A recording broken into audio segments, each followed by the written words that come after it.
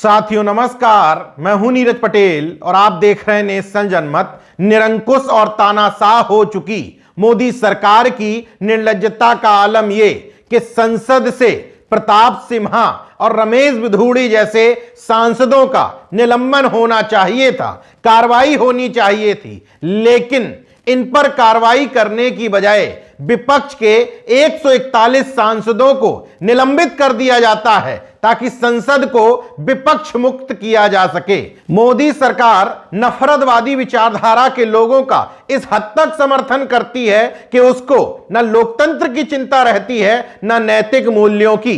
इस तमाम भूमिका को बांधने के पीछे कारण है प्रताप सिम्हा, जो कर्नाटक की मैसूरू लोकसभा सीट से भारतीय जनता पार्टी के सांसद हैं। नाम याद आया? ना आया हो तो दिला देता हूं। संसद के अंदर घुस करके चलते हुए सदन में दर्शक दीर्घा से सागर और मनोरंजन डी नाम के दो युवक कूद गए थे। ये दोनों युवक इन्हीं बीजेपी सांसद प्रताप सिम्हा के पास पर वहां गए थे, मतलब इन्हीं के साइन द्वारा जो पास जारी किया था उस पर ये लोग संसद के अंदर घुस पाए थे। कार्रवाई प्रताप सिम्हा पर होनी चाहिए थी, लेकिन इन पर कार्रवाई ना करके मोदी शाह से जवाब मांगने वाले विपक्ष के 141 सांसदों को निलंबित कर दिया गया था। अब इन्हीं प्रताप सिम्हा के भाई विक्रम सिम्हा पर लकड़ी तस्करी का आरोप लगा है। महज आरोप ही नहीं लगा है, बल्कि एक दो नहीं, पूरे 120 पेड़ काटने की एफआईआर दर्ज की गई है। कर्नाटक के वन मंत्री ईश्वर खंड्रे स्पष्ट तौर पर कहते हैं कि अपने सांसद भाई के पद का दुरुपयोग करते हुए अदरक उगाने के लिए वन क्षेत्र की भूमि सरकार से ले ली थी, लेकिन अदरक उगाने की बजाय एक एक करके पेड़ काटे जाने लगे। जब गांव वालों ने शिकायत दर्ज कराई, तहसीलदार मौके पर पहुंची तो उनको समझ में आया कि मामला रसूखदार व्यक्ति के भाई से जुड़ा हुआ था, इसलिए गांव का कोई शख्स बोलने को तैयार नहीं था। तकरीबन 15 दिनों में 120 से ज्यादा पेड़, वो भी वन भूमि के, काट दिए गए थे और तो और लकड़ी की तस्करी भी की जा रही थी। इस मामले में एफआईआर दर्ज होने के बावजूद बीजेपी अपने सांसद प्रताप सिम्हा से कोई जवाब नहीं मांगेगी।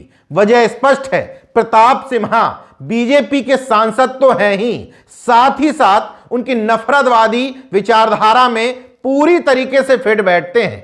कट्टर हिंदुत्व के समर्थक माने जाते हैं, गाहे बगाहे मुस्लिमों को लेकर के बयान भी देते रहते हैं। बस अड्डे की डिजाइन में उनको मस्जिद की डिजाइन समझ में आती है तो कहते हैं बुलडोजर से गिरवा दूंगा। इस तरह के नफरतवादी सांसद बीजेपी के लिए यूएसपी की तरह हैं, इसलिए इनको पालना पोसना बीजेपी मोदी सरकार अपना प्रथम कर्तव्य मानती है। इसलिए रमेश बिधूड़ी जैसे गालीबाज और प्रताप सिम्हा जैसे सांसदों की इस बात को लेकर भी जांच नहीं कराई जाती कि आखिर इनके पास पर दो घुसपैठिए संसद के अंदर घुसे कैसे।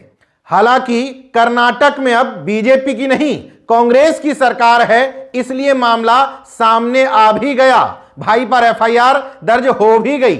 इतना निश्चित है कि अब मुश्किलें कम नहीं हो पाएंगी, क्योंकि वहां बचाने के लिए संसद की तरह मोदी जी और लोकसभा अध्यक्ष ओम बिरला नहीं है। देखते रहिए नेशन जनमत, जागरूक और सजग बने रहिए। जय विज्ञान, जय संविधान, जय लोकतंत्र। धन्यवाद।